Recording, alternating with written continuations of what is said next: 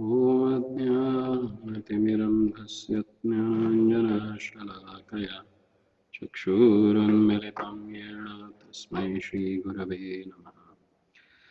श्रीचैतन्यमनोभीष्टं स्थापितं येन भूतले स्वयं रूपा कदा मह्यं ददाति स्वपदान्तिकम्।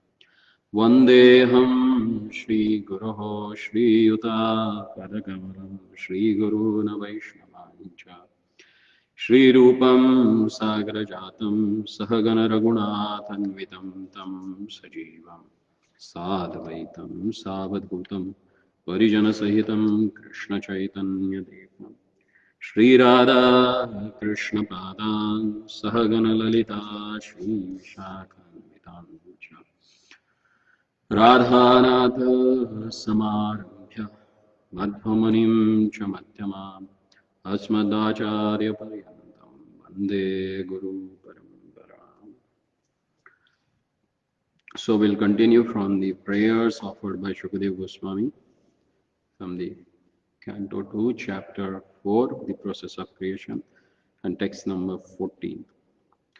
Namo namaste vrishabhaya sattvatam vidhurakashthaya muhukku yoginam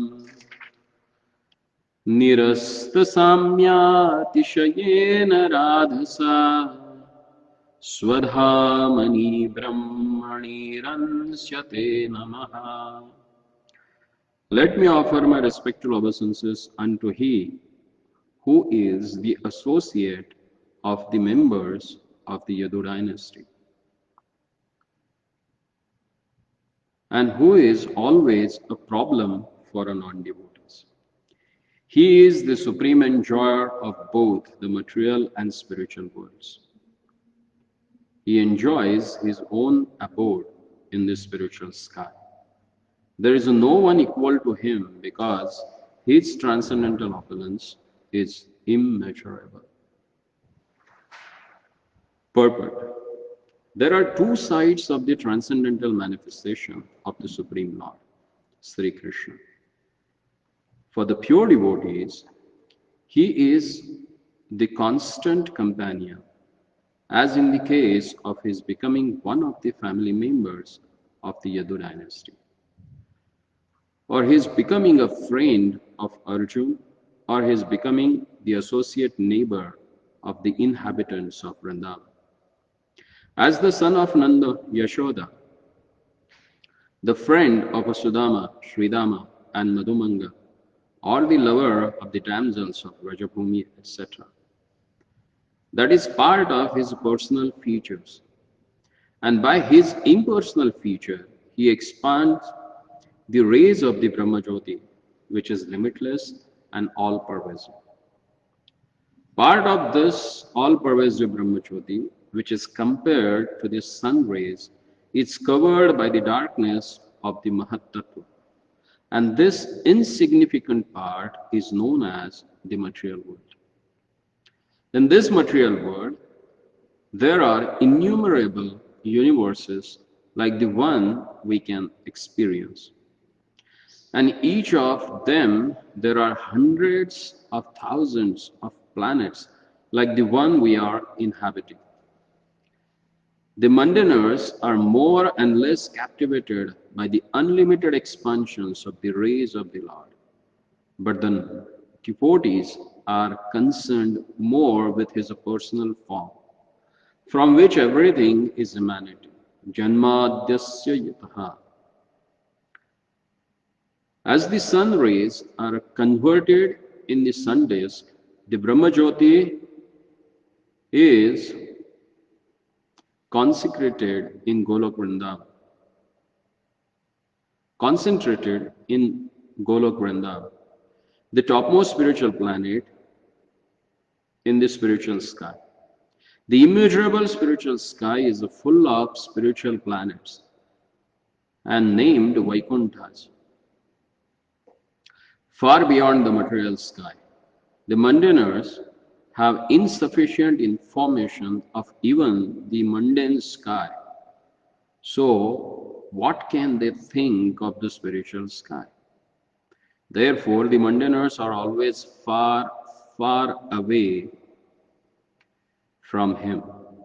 Even if in the future they are able to manufacture some machine whose speed may be accelerated to the velocity of the wind or mind, the mundaners will still be unable to imagine reaching the planets in the sky. So the Lord and his residential abode will always remain a myth or a mysterious problem. But for the devotees, the Lord is always be available as an associate. In the spiritual sky, his opulence is immeasurable. The Lord resides in all the spiritual planets, the innumerable Vaikuntha planets, by expanding his plenary portions along with his liberated devotees associates. But the impersonalists who want to merge in the existence of the Lord are allowed to merge as one of the spiritual spark of the Brahma Jyoti. They have no qualification for becoming associate of the Lord either in Vaikuntha planets nor in the supreme planet Golok Vrindavan, described in Bhagavad Gita, Madhama, and here in this verse as the Swadhama of the Lord. This Madhama or Swadhama is described in the Bhagavad Gita 15th chapter, text number 6 as follows. Natad bhasayate suryo na shashanko na pavakaha yad gatva nivaratan na nivartante tadhama paramam mama. The Lord's Swadhama does not require any sunlight or moonlight or electricity for illumination. That dham or place is supreme, and whoever goes there never come back to this material world. The Vaikuntha planets and the Golok Vrindavan planet are all self-illuminating, and the rays scattered by those Swadhama or the Lord constitute the existence of the Brahma Jyoti, as further confirmed in the Vedas like Mandukopanishad, Kathopanishad, and Shvetashar-Upanishad. Na tatra suryo bhati na chandro tarakam nema vidyato bhanti kuto ayam agnihi tam eva bhanantam anubhati sarvam tasya bhasa sarvam idam vibhati. In the Swadhama of the Lord, there is no need of a sun, moon, or stars for illumination, nor is there need of electricity. So what to speak of ignited lamp? On the other hand, it is because those planets are self-illuminating that all effulgence has become possible. And whatever there is that is dazzling is due to the reflection of that Swadhana. One who is dazzled by the effulgence of the impersonal Brahma Jyoti cannot know the personal transcendence. Therefore, in the Ishopanishad, text number 15, it is prayed that the Lord shift his dazzling effulgence so that the devotee can see the real reality. It is spoken thus, Hiranyena hiranmayena patrena sattasyapahitam mukham tattvam kushnamapavrinnu satya dharmaya drishkate. O Lord, you are the maintainer of everything, both material and spiritual, and everything flourishes by your mercy. Your devotional service or bhakti yoga is the actual principle of religion, Satya Dharma, and I am engaged in the service. I am engaged in that service. So kindly protect me by showing your real face. Please, therefore, remove the veil of your Brahma Jyoti rays so that I can see your form of eternal bliss and knowledge. Om ज्ञानतिमिरन्धस्य ज्ञानाञ्जनशलाकया चक्षुरुन्मिलितं येन तस्मै श्रीगुरवे नमः।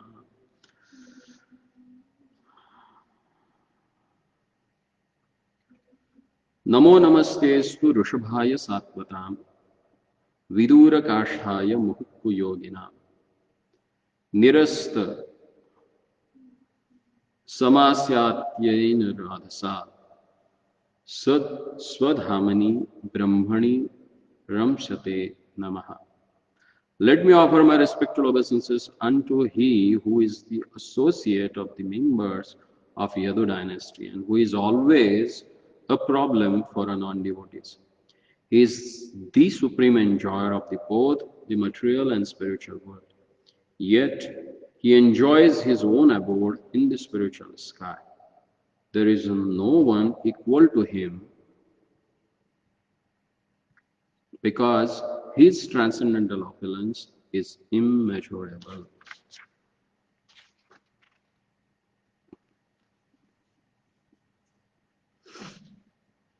In the previous two verses, Shukadeva Goswami has explained about the nature of the Supreme Personality of the Godhead. He is the one who creates this material world and spiritual world. And here it says that Grihita Shakti Tritataya. The three energies that he has, the internal, external, and marginal. And Maharaj Parikshit, he also asked the question that let me know about these three energies of the Lord and how he manifests this material world and how he dissolves it, how he maintains it. And while explaining that, in answer to his question, Shukadeva Goswami is offering prayers to the Supreme Personality of the Godhead. And those prayer itself is the answer of Parikshit Maharaj's question. So here he is saying that, who is the Lord? As in the previous verse, he has already explained that he is the one who is the topmost person. Purusha. Purusha means the real enjoyer. He, through his energies, he creates, maintains and annihilates this world. And who can understand him? The Paramahansas. Who are the Paramahansas? What is the definition of Paramahansa? That is explained in the previous purport actually. Prabhupada has elaborately explained about what is meant by Paramahansa, what kind of Paramahansas are there and how we can understand them, and how even we can also become Paramahansas. Because Yatha Paramahansanam Muninam Amala Atmanam. Only the people who are like Paramahansas, who has their heart purified, devoid of any kind of a contamination, only they can understand the Supreme Personality of the Godhead. Then thought might come in the mind that, what's his nature? Who is he actually? Then Parikshit Maharaj, Shukadeva Goswami tells here that he is a Rishabhaya Satvata. He is one among the Satvatams. He behaves like one among in the Satvatams. But he is Rishabha, he is topmost among them. His associates are those who are Satvata. Satvata means what? Satvata means who knows about the Sattva or Satya, that is truth, the absolute truth, or Satam. So Satvata means member of Yadu dynasty here. That's what has translation has given. Even though he is the Supreme Personality of a Godhead, but he comes in this material world to perform his pastimes, and he becomes the associate members of Satvata. And further he says that he is the member of the Sattvatas, but same time he becomes Muhura Kashtaya, Vidura Kashtaya, kuyoginam. Kuyogi means non-devotees. Yogi means who is connected with the Lord, and kuyogi means who is not connected with the Lord. So who is not connected with the Lord? Non-devotees. And in purport, Prabhupada says those are mundaners. Mundaners means who has a materialistic attitude, who has a materialistic point of a view or conception of a life. And they are more interested in the sense gratification that they can get it in this material world. But again, going back to the previous purport, that if you want to understand the God, then you need to be Paramahansa. And mundaners are totally opposite to that. And Prabhupada says they can't see the Lord. That's not possible for them. And then he explains why. Because the Lord is the supreme enjoyer of both the material world as well as the spiritual world. And what is the thing that mundaners they think about? What is their conception of life?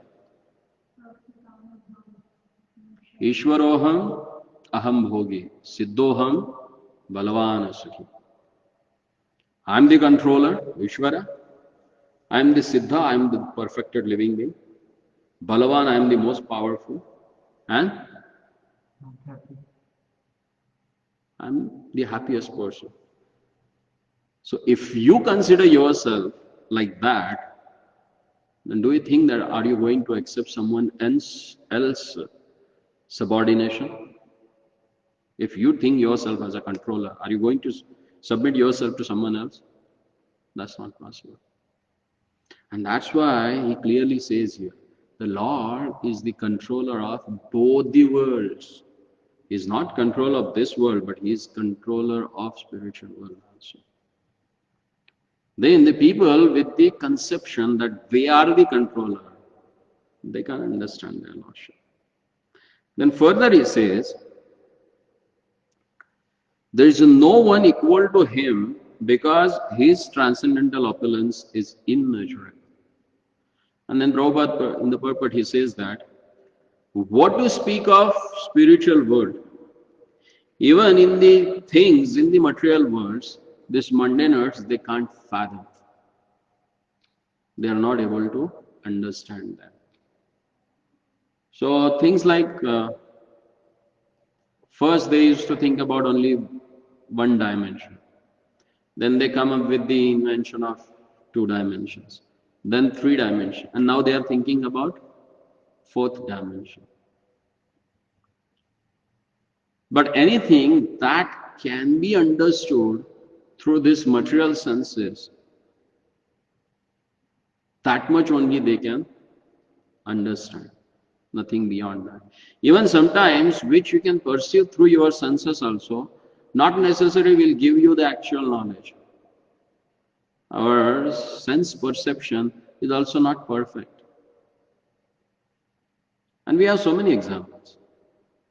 Like the temperature, whatever is outside and inside. Thermometer can tell you. But when you are outside for a while, if you come inside, you won't feel the same temperature immediately what is there inside.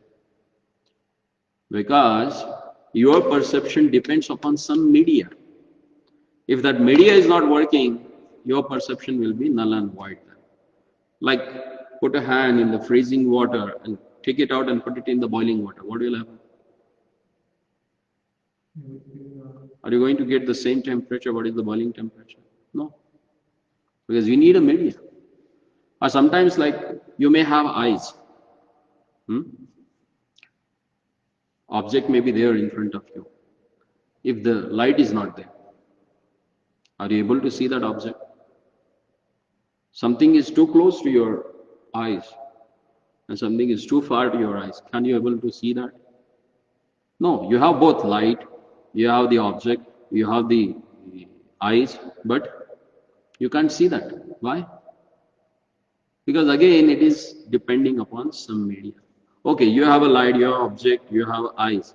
But if you don't have the sense of perception, what we call this as drishti, You can't see anything. So the knowledge that you're going to gain through your material senses is imperfect.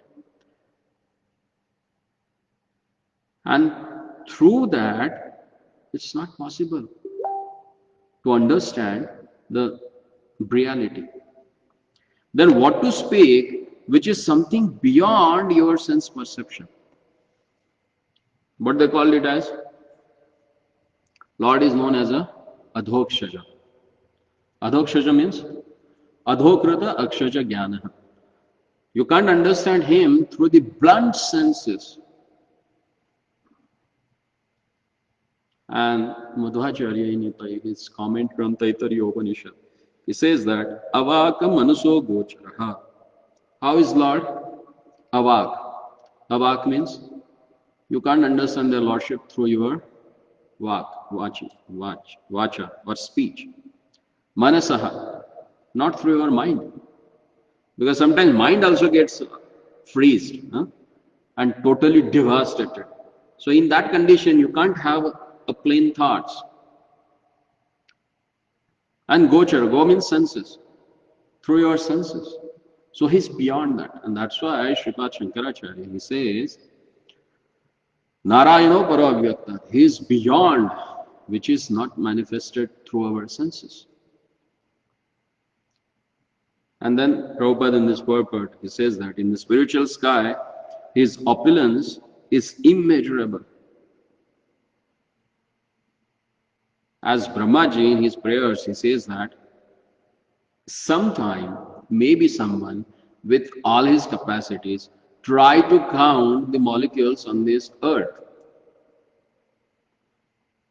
But still, it's difficult to understand the glorious pastimes which are unlimited and immeasurable.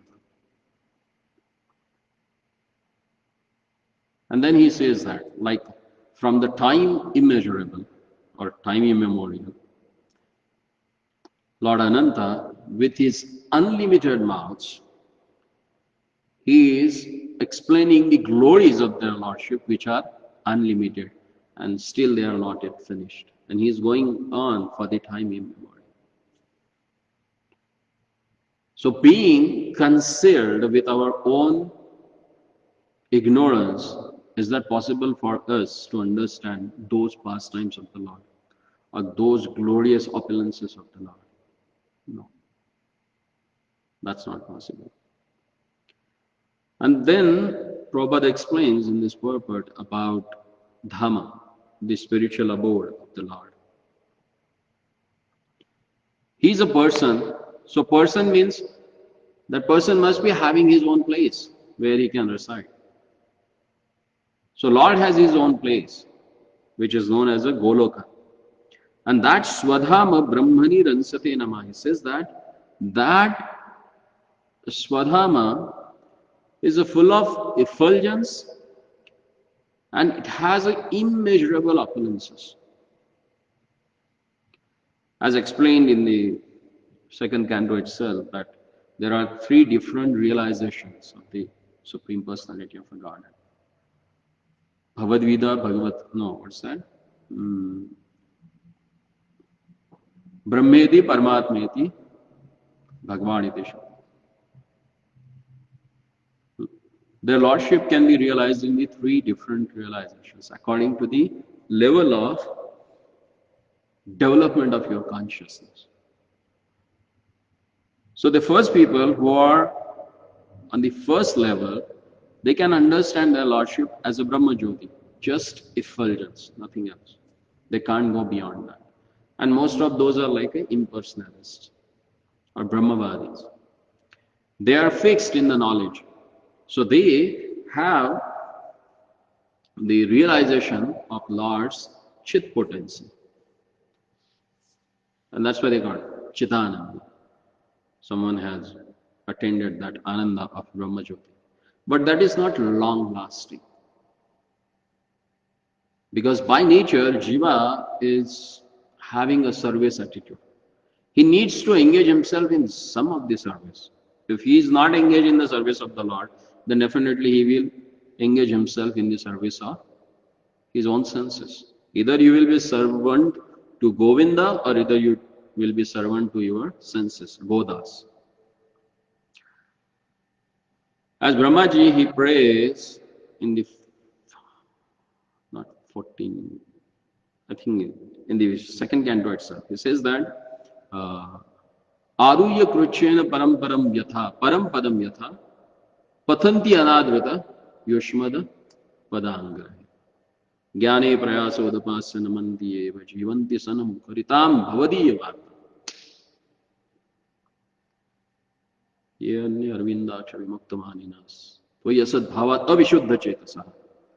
That's the verse. Ye Anya Arvindaksha Vimuktamaninas. There are people who consider themselves as a liberated and they attend the Brahma Jyoti. But they fall down. Why? Because there is no service. Like in China, they have one particular kind of a cell. Most of the intellectual criminals, they are put into that cell. So that cell is like a 10 feet by 10 feet, one block, a cubicle. All sides, all 6 sides, 4 direction and up and down, all are white, crystal white. Light is also white. The clothes they gave them, that is also white. Food that they offer them, white. Any object in that room is just white. How long you can sustain in that? You will go crazy, monotonic. Even someone speaks, if he speaks in one tone, you also get bored. If there is no fluctuation of sound waves, you will feel totally bored. So someone is put in that condition for months. What will happen to him? They will go crazy. And that's what happens with a jiva. If he goes to Brahma Jyoti, because nothing is there to do, and he can't be idle, Being in this body, concealed in this body, he's so active. Don't you think that if he is out of this body, he'll be more active? And you want to keep him in that Brahma Jyoti? No, that's not possible. Again, he has to come down. Then he comes down and what he does? Then he performs Ashtanga Yoga. And he realizes the Lord who resides in the heart as a super soul, Paramatma. Then he starts meditating on him. And what is the object of meditation? In the previous verse it is said, it is just the effulgence of his toes. The Brahma Jyoti is nothing but the effulgence of his toes. So those toes, means those lotus feet of the Lord, are the object of our meditation.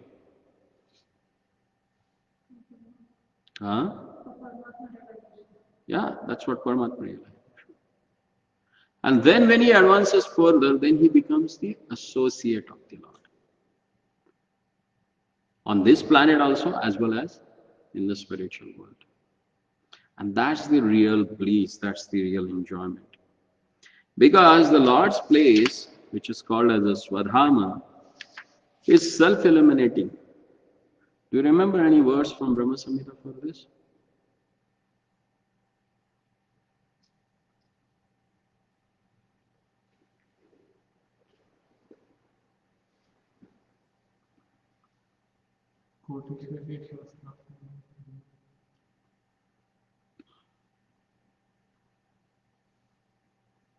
Chintamani prakara sadma sukalpa vaksha lakshavrateshu surabhirapipalayant.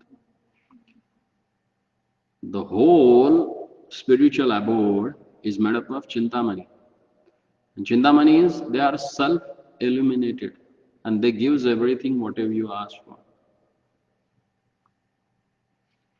And the effulgence of the Lord's planet is like Yasya Prabha Prabhavato Jagadanda Koti Koti Shvashesha Vasudadi Vibhuti Vibhuti. Tad Brahma Nishkalam Anantam Ashesha Tejam Govindamadi Purusham Tamam. His abode is self-illuminating. No need of having any sort of a luminaries there.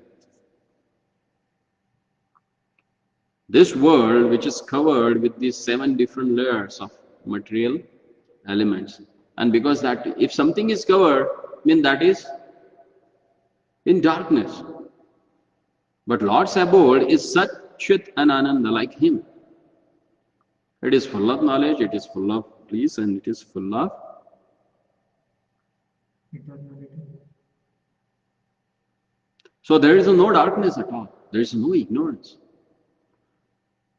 No need of na tad bhasete surya na shashanko na pavat. Lord Himself says in 15th chapter of Bhagavad Gita. There is no need of having a moon or sun or stars to illuminate that place. It's self-illuminating. Because the Lord Himself, Yasya Prabha Prabhavato Jakadanda Koti, that effulgence can give energy to millions and millions of galaxies. One galaxy has millions of stars and planets and everything. His one ray that gives the full potency to one of the sun who can give illumination to the whole planetary system.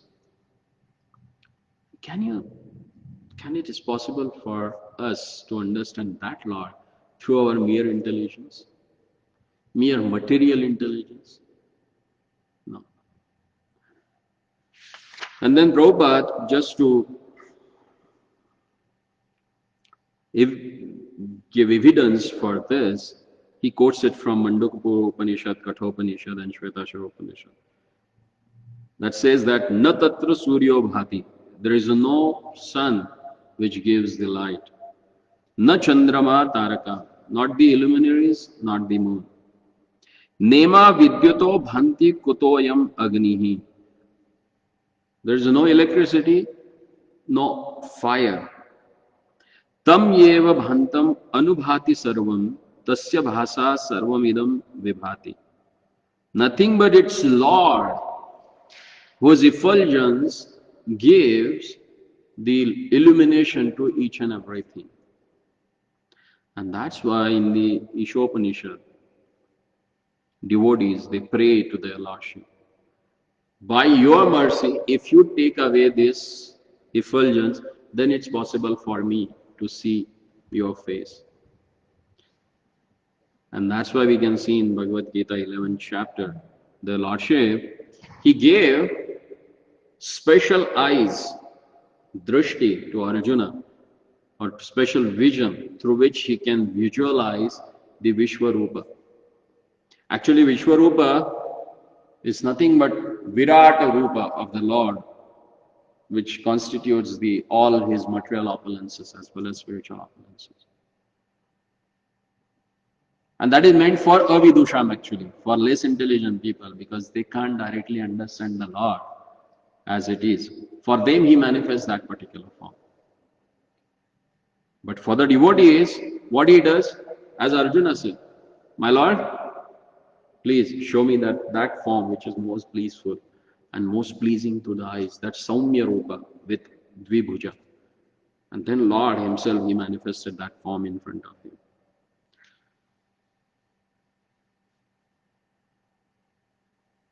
If you want to understand our Lordship, there is only one thing that we can do, just pray. If you pray Him, He shows His mercy and He manifests in front of us. So you can see Devaki and Devaki and Vasudeva, Yashoda and Nanda Maharaj, all they prayed to their Lordship, and then Lord appeared in front of them. And the form they want, in that particular form they appeared. So glory of thinking about God, glorifying and offering Him a prayers is most important thing that devotees should do. And actually the devotees, like practicing devotees should do. Because devotees are already engaged in that thing. That's why they are devotees. And then exactly what happens with Kirtana, Smarana, by seeing their Lordship, that has explained in the next verse, and that we'll discuss on next Saturday. So, gist of today's discussion is that the Lord is the supreme person. He is the topmost enjoyer of not only the material world but spiritual world also. Being the controller, he becomes associate also for his devotees. That is also explained here. And that is the unique quality, If you are a boss, you can't be a friend, can you? Boss is always boss.